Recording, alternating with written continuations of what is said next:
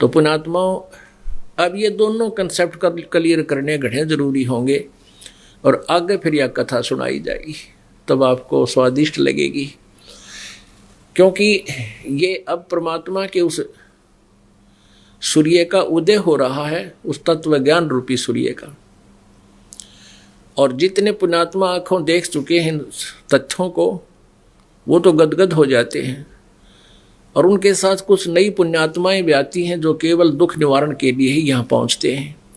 वो दुख तो निवारण होगा ही होगा पुण्यात्माओं, लेकिन उनका होगा जो हृदय से यहाँ आते हैं। कुछ ऐसे दृष्टिकोण से आते हैं कि देख लेते हैं, आराम हो गया तो ठीक से ना, हम वही पूजा करेंगे जो पहला करते थे।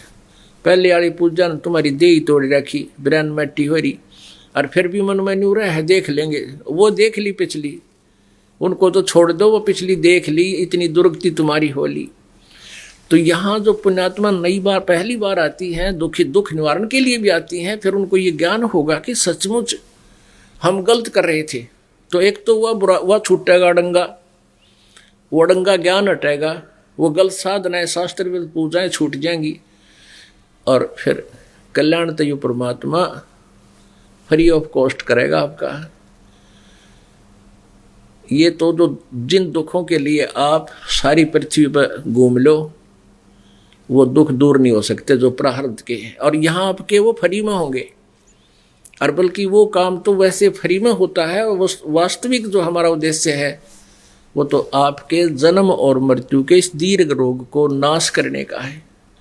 वो ट्रीटमेंट हम करते हैं, कबीर परमात्मा का ये दास करता है, कबीर परमात्मा की ही पावर से।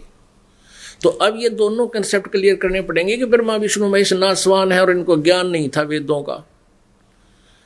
पुण्यात्माओं, ये कोई आलोचना नहीं, आंखें दिखाऊंगा आपको, और जब आप आंखों देख लोगे जब इनसे मन हटेगा, नहीं तो मन हट नहीं सकता।